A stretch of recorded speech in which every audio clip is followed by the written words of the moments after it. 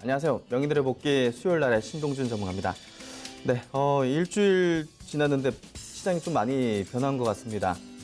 변했다기보다는 우려했던 부분들이라고 해야 될까요? 예, 지수의 다소 좀 저항권 이런 부분에서 좀 저항을 실제로 좀 받는 그런 어떤 모습들이 지금 증시에서 나타나고 있는데 무엇보다 좀 어떻게 대응할지가 굉장히 좀 중요한 어떤 시점인 것 같아요. 그래서 오늘 같은 경우 이런 어떤 시장에서 신동준 전문가는 또 어떻게 그동안 이런 상황들이 많았을 거 아닙니까? 예, 이런 상황에서 어떻게 대응을 해왔는지 복귀를 통해서 한번 좀 자세하게 설명드리는 시간 가져보도록 하겠습니다. 오늘 시장, 양시장 모두 약간 약세로 마감했는데요. 코스피 시장은 0.17% 하락으로 마감했고요. 2175포인트로 오늘 마감했습니다. 그리고 이제 코스닥 지수도 뭐 약보합입니다. 0.17% 동일하게 마감했고요. 746포인트로 이제 마감했습니다. 먼저 이제 제가 이제 차트로 먼저 설명을 좀 드리게 될 텐데요. 이제 코스피 지수도 마찬가지로 제가 항상 이 빨간색 선을 항상 그어놨습니다. 예, 왜냐하면 굉장히 중요한 어떤 뭐 지지 라인부터 해가지고 저항 라인이기 때문에 일주일마다 제가 이제 요 출연해서 설명드리잖아요. 이게 어떻게 또 바뀌었는지 이렇게 자세히 이제 우리가 되돌아볼 수가 있는데 여기서 보시면 계속적으로 빨간색 선이 요 앞서 지수의 그 지지대였습니다. 지지대가 역배열이 되면 저항대가 돼버리거든요. 그렇기 때문에 여기가 굉장히 중요한데 여기서 계속적으로 이 코스피 지수면 이제 IT 섹터가 제일 중요하겠죠, 지수적으로. 근데 여기서 계속 저항을 받았었습니다. 예, 저항을 받으면서 이제 여기서 이제 외국인 수급도 약화되는 어떤 흐름을 보였죠. 특히나 이제 전기전자 섹터의 밸류가 정상화되는 과정에서 외국인 수급도 약해지고 또 지난주에는 이제 뭐 북미 정상회담이 좀 결렬되고 또 이제 중국의 이제 A 지수, MSCI 지수 쪽의 어떤 편입 비율이 높아지면서 상대적으로 한국에 대한 어떤 수급이 향후 약화될 수밖에 없는 어떤 내용들이 나왔죠. 그런 부분들이 심리적으로 좀 작용한 게 좀 큰 것 같아요. 그래서 지금 여기서 실제 저항을 맞고 밑으로 뚝뚝 좀 약세. 뭐 오늘은 거래도 굉장히 한산했단 말이에요. 그러니까 지금 투자자들이 지금 시장에 대해서 방향을 조금 확신을 못 갖고 이렇게 좀 잃은 상태라는 거죠. 거래 대금이 급감했다는 건. 예, 그게 이제 오늘 중요한 포인트고 일단 지수 저항권에서 수급이 약화됐다. 그래서 약대로 되고 있는 어떤 과정이 있다. 이걸 좀 볼 수가 있고요. 그러면 이제 코스닥 시장도 같이 좀 체크를 해봐야겠죠. 코스닥 시장도 이제 두 시장 모두 뭐 분봉보다는 일봉이 더 중요할 것 같으니까 일봉으로 좀 설명 자세히 드리도록 하겠습니다. 지금 구간이 이제 제가 크게 넓게 이렇게 차트를 좀 오늘 켜봤는데요. 이 빨간색 밑에 라인이 그 코스닥 지수가 상승할 때 초입구입니다. 그렇기 때문에 여기는 강력하게 지지할 수 있는 구간대고요. 여기 보시면 앞서 빨간색 저항대를 그린 부분은 여기 보시면 앞서 지수의 지지 라인이었던 거죠. 예, 그리고 역배열이 되면서 다시 이게 저항 라인 된 걸 다시 한번 코스피와 함께 확인할 수 있는데 오늘 조금 다소 좀 우려스러운 부분이 나타났죠.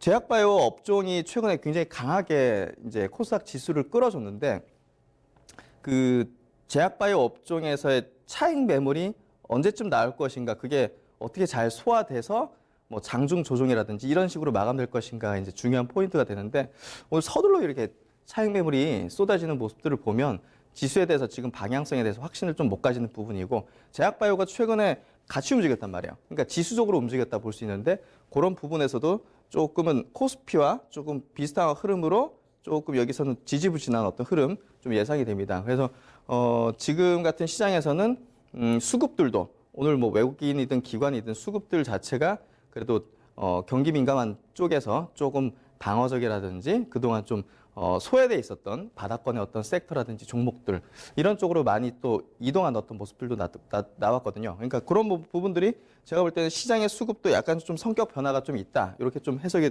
되어지고요.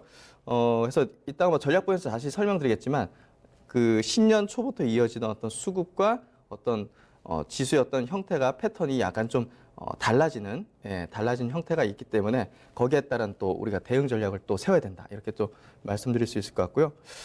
그러면 이제 해외 시장 한번 좀 체크해 보겠습니다. 해외 시장은 우리나라 시장하고 좀 많이 틀려요. 예, 틀리다는 게 이 기술적인 흐름만 보더라도 알 수가 있는데 지금 보시는 차트는 나스닥 지수 차트입니다. 우리나라 시장이 코스피가 여기서 쭉 이렇게 밀린 거와 다르게 견조하게 이제 올라가죠. 근데 역시나 이 나스닥도 상승의 어떤 모멘텀은 조금 의문시되는 어떤 형태란 말이에요.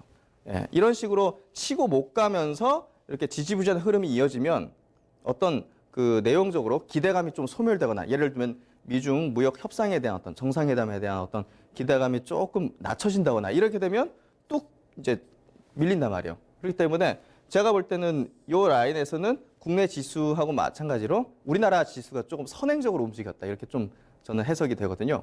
그래서 이제 약간은 좀 방어적인 스탠스도 같이 보강을 해야 된다 이 얘기를 좀 드리고 싶은 거예요. 그래서 지금 흐름이 나스닥도 치고 나가진 못하는 구간이기 때문에 약간의 어떤 악재라 해야 될까요? 아니면 기대감을 불었던가에 약간 좀 낮춰진다든지 이런 내용들이 나오게 되면 다소 좀 흔들릴 수 있다. 이렇게 좀 얘기 드릴 수 있을 것 같고요. 다우도 마찬가지입니다. 비슷한 흐름이요. 다우도 뭐 잠깐 짚고 넘어가겠지만 나스닥과 비슷하게 상승의 어떤 동력은 조금 잃은 어떤 형태입니다. 여기 또 매물이 많이 있기 때문에 그런 어떤 부분도 좀 작용하는 것 같고요. 그리고 이제 그 우리나라 증시의 또 중요한 포인트가 이제 중국 증시이지 않습니까? 상해 증시. 근데 최근에 상해 증시는 굉장히 다릅니다. 예, 그리고 굉장히 강하죠. 지금 보시는 이 차트 흐름이 이제 상해 종합 증시 기술적인 흐름인데요. 이 각도를 굉장히 세웠습니다. 이거는 일반적인 어떤 형태의 상승은 아니에요. 지수를 보더라도 워낙 이제 중국 증시는 워낙 이제 그 베타라고 할 수 있죠. 이 탄력도가 굉장히 높습니다. 왜냐하면 개인 투자자 비중이 굉장히 높기 때문에. 근데 이 정도까지 이렇게 가파르게 올라간다는 건 모멘텀이 있다는 거죠. 그게 이제 뭐 미중 간의 어떤 무역 협상의 어떤 우호적인 분위기도 있겠지만 그거보다는 수급적으로 최근에 그 이제 MSCI 신흥국 지수에서의 비중이 이제 5%에서 20%까지 확대되죠. 예. 이제 올해 연말까지 한 3번씩 이렇게 단계별로 올라가는데 그 부분에 대한 기대감이 미리 부는 걸로 좀 볼 수가 있고요. 최근에 보시면 뭐 중국 증시 안에서도 여러 가지 어떤 중소형주라든지 그 이제 제약바이오 업종 뭐 이런 것들이 굉장히 좀 탄력 있게 상승해요. 그런 것들이 또 우리나라 증시에도 영향을 미친 것 같고요. 근데 일단 우리나라 증시가 틀리기 때문에 너무 이제 중국 증시를 바라보면서 와 이렇게 가니까 우리도 우리나라 증시도 이렇게 같이 따라갈지 않을까 하는 어떤 생각보다는 약간의 어떤 좀 보수적인 어떤 관점으로 좀 바라봐야 된다. 저는 그렇게 봅니다. 수급으로 밀어 올리는 거예요. 기대감과. 그래서 저는 이제 지금 증시 상황 하에서는 그동안 좀 편안함과 뭐 공격적이라는 얘기를 많이 드렸지만 지금 일주일 새 바뀐 증시는 항상 우리가 상황에 따라서 대응 전략을 짜야 되는 어떤 게임이잖아요. 항상 고정적인 어떤 형태의 전략으로서 이렇게 대응해서는 안 되는 부분이기 때문에 어제 생각을 내일 바로 뒤집어야 되고 이런 어떤 상황들이 발생합니다. 그래서 그런 측면에서 시장에 대한 어떤 얘기를 좀 먼저 들었다 그렇게 보시면 되고요. 그러면 종목을 한번 들어보겠습니다. 오늘 그 종목적으로 좀 움직임이 컸던 쪽이 이제 다들 오늘 뭐 증시 대하셨으면 그리고 이제 출퇴근길 미세먼지 때문에 아마 이제 걱정하거나 우려 많이 하셨을 텐데 이 미세먼지 관련주들이 오늘 강한 흐름을 보였습니다. 지금 뭐 오늘 같은 경우는 이제 문재인 대통령이 비상조치 관련해서 지시를 내렸죠. 예. 그리고 뭐 여러 가지 어떤 뭐 추경 예산에 대한 얘기들도 아까 뭐 뉴스 속보로 좀 나오는 것들도 이제 확인했는데 마스크 관련주도 있지만 이번에 뭐 공기 정화 관련된 뭐 이런 종목들이 있죠. 예. 공기 관리 업체. 예, 이런 기업들이 이제 강한 상승을 좀 보였습니다. 그래서 뭐 이런 부분들이 연속적으로 이제 일어난다, 상승한다 이렇게 좀 보기는 어렵겠지만 오늘 상승세가 두드러졌던 종목, 뭐 대우위니아 종목입니다. 예, 이 종목도 굉장히 좀 그동안 소외가 돼 있었던 종목인데, 예, 뭐 오늘 같은 날 거래량 크게 발생하면서 상승 좀 흐름을 보였고요. 이게 이제 그 이슈에 의해서 갑자기 발생한 어떤 형태입니다. 이게 뭐 준비되었다 이런 부분은 아니거든요. 그러니까 예를 들면 이제 연속적으로 우리가 상승이나 투자 전략을 짜려면 이게 뭐 정책적이든 어떤 테마적이든 섹터적이든 굉장히 오랜 기간 어떤 그 예정에 두거나 아니면 일어날 수밖에 없는 그런 트렌드의 어떤 흐름이 있을 때 우리가 좀 연속적인 투자나 중기적인 어떤 투자 전략을 짤 수 있는데 뭐 일시적인 어떤 형태니까요. 오늘 뉴스에 반응해서 움직였다 이렇게 좀 체크하시면 될 것 같아요. 그리고 뭐 위닉스 같은 종목도 우리가 많이 알고 있는 종목이죠. 뭐 공기청정기 같은 이 기업도 오랜만에 거래량 튀면서 상승세를 좀 보였지만 좀 윗꼬리를 보이면서 좀 그 도지 형태로 마감된 거 그렇게 볼 수가 있을 것 같고요. 이 미세먼지 관련 주들은 일단은 이 미세먼지가 좀 거치게 되면 어느 정도 시세가 잠잠해질 수 있기 때문에 정말 좀 단기적인 관점으로 접근하는 게 맞다 이렇게 좀 생각을 하고요. 그리고 이제 그리고 한 종목 더 체크해 볼게요. 하츠라는 기업은 이 보통 그 공기 이제 순환하는 그런 어떤 장비들 있잖아요. 장치들 그런 것들에 공급하는 이제 기업이거든요. 여러 가지 어떤 우리 뭐 아파트라든지 여러 가지 오피스텔, 사무실 이런데 뭐 저희 집도 보니까 하츠 이렇게 써 있더라고요. 그래서 이 기업도 이제 그런 어떤 공기 정화 관련된 기업으로서 오늘 상한가를 좀 보였다는 것도 한번 눈여겨보시고요. 왜 이런 것들이 매일마다 복귀를 통해서 이 기업이 이런 거에 반응해서 움직인 거를 우리가 체크를 해야 되냐? 왜 복귀를 해야 되냐? 왜냐하면 이게 내년에 또 내후년에 또 이런 형태가 나올 수도 있기 때문에 우리가 미세먼지가 너무 심해지면 이 관련된 기업이 뭐가 있지? 이런 식으로 이제 리스트를 짜가지고 밑에서 좀 매집하거나 어떤 특별한 어떤 모습들이 보이면 우리가 투자 관점을 미리 가져볼 수 있는 거죠. 그러니까 매일마다 이렇게 복귀하는 게 굉장히 중요하다는 걸 이제 얘기를 드리는 거고요. 그 다음에 이제 오늘 또 움직임이 이제 컸던 종목군 중에 이제 제약바이오 업종이 있습니다. 최근에 이제 코스닥 지상을 굉장히 강하게 만들어줬던 게 이제 역시나 제약바이오 업종인데요. 오늘은 좀 약세였습니다. 어제부터 약간 좀 상승세가 좀 둔화되면서 대체적인 어떤 종목들의 어떤 차익 물량이 좀 나왔는데 오늘 같은 경우도 뭐 HLB 같은 기업들 한 5.9% 정도 약세를 보였습니다. 이게 추세가 다시 뭐 하방으로 간다 뭐 이렇게 해석을 하기보다는요. 일단은 지수적으로 볼 때 아까 이제 코스닥 지수를 우리가 체크를 했잖아요. 저항권에서 이 분위기를 보니까 여기서 치고 나가는 게 좀 어렵다는 판단을 어느 정도 시장의 전체적인 수급 자체가 할 수 있기 때문에 거기서 일찍 좀 차익 매물을 좀 내놓는 형태가 된 거죠. 결국 지금 분위기가 이렇게 달아오기 때문에 많은 개인 투자자들도 이제 달려들지 않습니까? 그렇기 때문에 서둘러 차익 실현을 할 수 있는 여건에서 서둘렀다. 저는 이렇게 좀 오늘 좀 해석이 되어진 것 같고요. 뭐 4월 달에 이제 정책적으로 뭐 2조 원 정도 헬스케어 쪽에 이제 예산 집행하는 그런 내용들이 발표한다는 소식이 있기 때문에 그래도 뭐 제가 볼 때는 지속적으로 제약바이오는 투자 포인트 종목별로 되겠죠. 종목별로 우리가 좀 체크할 종목들이 있다. 그런 것들을 말씀드리고 한 종목 좀 더 보죠. 뭐 바이로메드 같은 종목은 보시면 그 정배열로 계속 올라섭니다. 계속 올라서고 오늘 같은 날 약보합 정도로 마감을 했지만 역시나 이제 아까 지수적으로 움직였던 제약바이오 섹터가 이제는 개별 종목적으로 임상 모멘텀을 강력하게 가지는 그런 종목군 쪽으로 이렇게 선별적으로 움직일 거다는 것을 보여주는 밑꼬리를 쫙 그리고 끌어올린 게 이제 그런 어떤 모습을 미리 우리가 예상을 해볼 수 있는 그런 형태거든요. 그래서 바이로메드의 어떤 그 주가 모습이 오늘 굉장히 중요했다 이렇게 좀 볼 수가 있습니다. 그래서 그렇게 해석을 좀 하고요.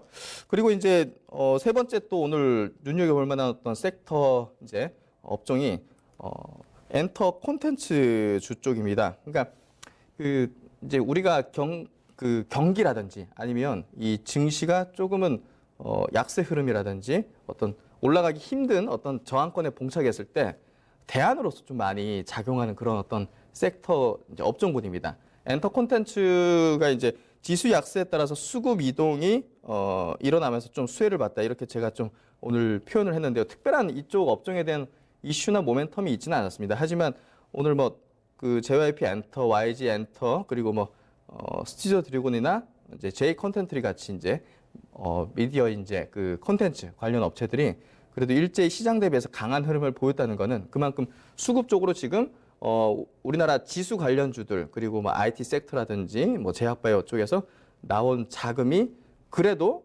편안하게 좀 들어갈 수 있는 그리고 해외 동향이라든지 여러 가지 그런 어떤 시황의 어떤 기류에 따라서 움직이지 않는 그런 어떤 섹터 업종군으로 이렇게 분산되면서 이런 흐름이 나왔다 이렇게 저는 오늘 해석했거든요. 그래서 이 JYP 엔터 같은 종목도 오늘 4.5% 정도 올랐는데 이 종목이 추세가 뭐 다시 되돌려진다 이렇게 해석하기보다는 수급적인 이동 차원에서 오늘 이렇게 상승세를 좀 보였다 이렇게 보면 되고요.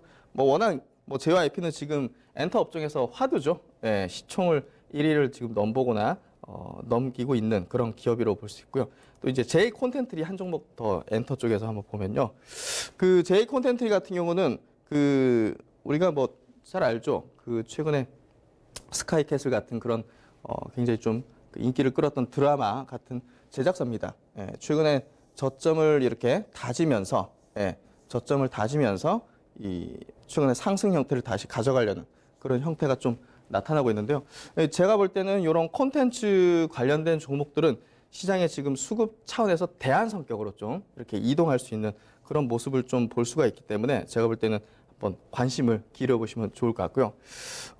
그리고 제가 아까 이제 해외 증시 끝나고 좀 제가 빠뜨린 부분이 있네요. 수급적인 포인트를 좀 빼놓고 바로 종목으로 넘어가는데요.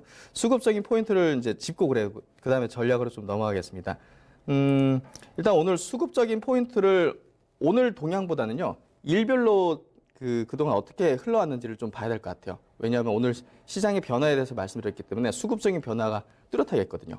그걸 좀 말씀을 드리도록 하겠습니다. 일단 이게 지금 보시는 표는 일별로 코스피 이제 쪽에 이제 외국인과 개인 기관의 순매매 동향입니다. 근데 여기 보시면 외국인 이제 수급 동향이 여기 쫙 나오는데요. 5일 연속 지금 순매도가 지금 나타나고 있습니다. 이 부분이 어떻게 보면 최근에 어떤 그 지수 흐름을 좀 둔화시킨 그런 어떤 역할을 했다 볼 수가 있는데요.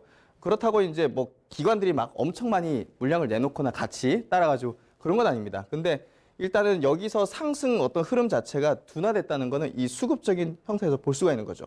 이게 이제 중요한 포인트라고 볼 수 있고 그 물량들을 뭐 금융투자 쪽에서 받아낸다는 부분은 단기적인 측면에서 좀 끌어들이는 것 같고요. 그리고 이제 연기금도 최근에 3일 연속 정도 순매도를 하는 것도 좀 이채로운 어떤 포인트입니다. 그래서 최근에 수급적인 변화가 조금은 방어적인 어떤 측면의 어떤 수급 이동들이 좀 있는 그런 형태이기 때문에 여기에 따른 어떤 그 전략들을 좀 세워야 된다. 이렇게 좀 해석을 하고요. 그리고 이제 그 코스닥도 잠깐 좀 체크하겠습니다. 코스닥 역시 지난주에 보시면 여기 1,600억 해가지고 굉장히 좀 크게 들어왔는데요.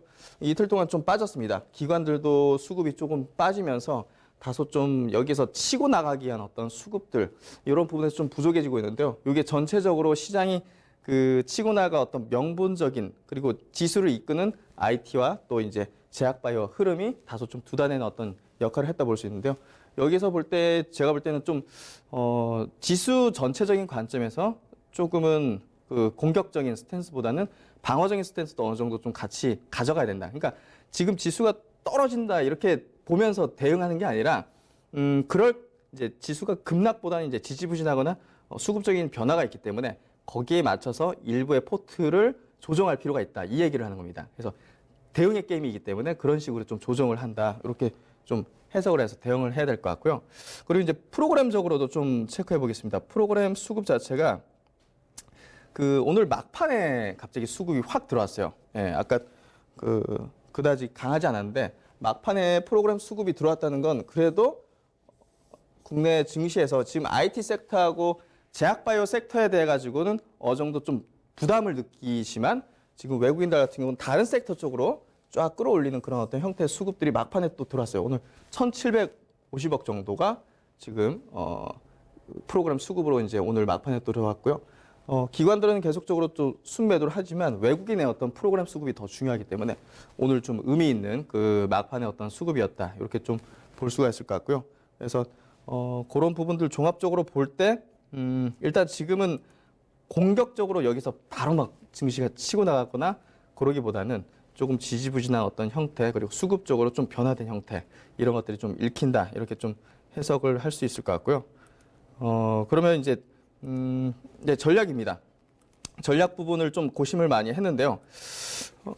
지금 IT 쪽, 이제 제약바이오도 완전히 뭐 이렇게 좀 조정을 흐름을 보인다 이렇게 보기보다는 개별적으로 좀 움직이는 것들이 또 많다는 걸 좀 봐야 될 것 같습니다. 그래서 시장이 어느 정도 좀 지금 저항을 받고 밑에서 좀 지지부진한 흐름을 보일 때는 거기에 따라서 그리고 공격적인 어떤 경기 민감 섹터에서 다른 쪽으로 우리가 이제 포트를 구성할 때도 뭐 한 뭐 50%는 경기 민감, 뭐 30%는 좀 그 뭐 소비 유통이라든지 이제 그런 쪽, 뭐 그리고 20%는 현금 내지는 약간 어떤 그 이제 뭐 바닥권이라든지 여러 가지 조정을 하지 않습니까? 그런 측면에서 볼 때 포트를 좀 조정하는 어떤 측면이 필요하다. 그렇게 좀 말씀드릴 수 같고요.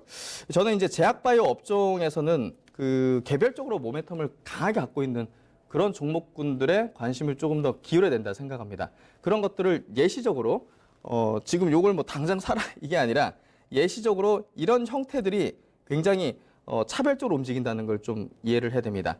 이 메지온 같은 종목인데요.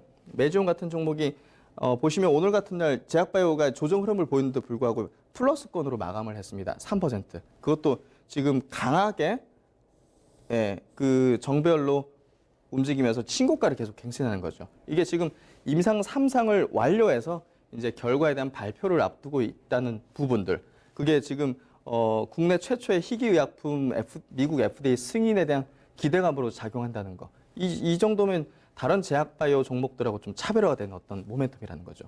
예, 그런 부분들이 좀 차별화된 뭐 신약 섹터들은 신약 종목들은 섹터 내에서도 차별화되고 있다. 이렇게 좀 해석을 할 수 있고요. 그리고 이제 유틸렉스라는 종목이 있습니다. 이 기업이 상장 전에도 굉장히 좀 그 인기를 많이 끌었다고 해야 될까요?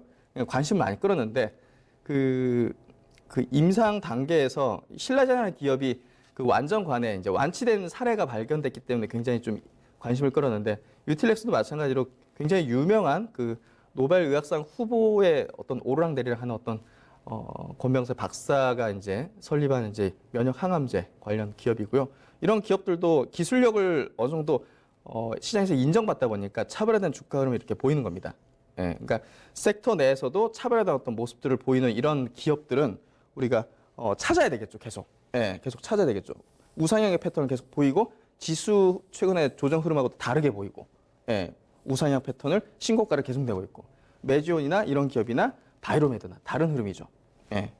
그리고 이제 또 제가 볼 때는 시장의 어떤 약간 방어적이거나 그런 어떤 대응적인 측면에서 최근에 그 음식료 업종 쪽에서도 굉장히 저점을 다지고 올라오기 시작하는 그런 종목들도 많습니다. 우리가 항상 이제 그 시장에서는 경기 민감한 업종들이 장 끝나고 나면 거래량도 많고 움직임도 변동도 컸기 때문에 항상 관심을 많이 가집니다. 하지만 음식료 업종 같은 경우는 이런 장세 속에서 오히려 수급이 분산될 때 바닥권에서 일어서는 어떤 종목들, 그런 종목들이 나타나죠. 오늘 같은 경우는 삼양식품 같은 기업이 저점을 다지는 형태에서 이제 이평선이 다시 정배열로 돌아서려는 형태, 그리고 오늘 중장 이평선을 딱 돌파해주는 그런 양봉의 어떤 형태, 이런 것들이 이제 이제 수급이 이제 이동하면서 어디로 갈 것인가, 조금 더 편안하게 안정한 어떤 수익을 낼 수 있는 게 어디 쪽이신가, 이런 것들을 찾다가 이런 쪽으로 오는 거거든요. 예. 그리고 이제 또 한 종목이 그 신세계 푸드 같은 종목입니다. 예, 보시면 이 종목도 이제 음식료 업종, 이제 신세계 그룹에서 그 뭐 여러 가지 식품, HMR 뭐 이런 것들 만드는 기업이죠. 이것도 저점을 만들고 최근에 이제 약간 좀 그 올라서는 형태 보이다가 오늘 같은 날 양봉이 탁 터버리는 거죠. 이게 이제 최근 오늘 같은 날 수급적인 이동과 변화가 이런 데서 우리가 확인을 해볼 수 있는 거죠. 예, 재미있습니다. 이런 것들이 굉장히. 예, 그래서 이런 부분들을 본다면 지금 시장 어떤 대응하는 어떤 측면에서 수급적인 부분을 잘 파악해 보면 안정적으로 지금 시장에서 좀 저점을 잡을 수 있는 종목들이 있다. 이렇게 좀 말씀드리고요. 네, 오늘 명렬의 복귀 여러 가지 전략들을 좀 말씀을 드렸는데요. 항상 우리가 주식을 하다 보면 여러 가지 상황에 대응해야 됩니다. 예, 그 상황에 맞는 전략들 잘 세우셔야 되고요. 오늘 거기에 도움이 되셨기를 바라면서 이만 방송 마치도록 하겠습니다. 감사합니다.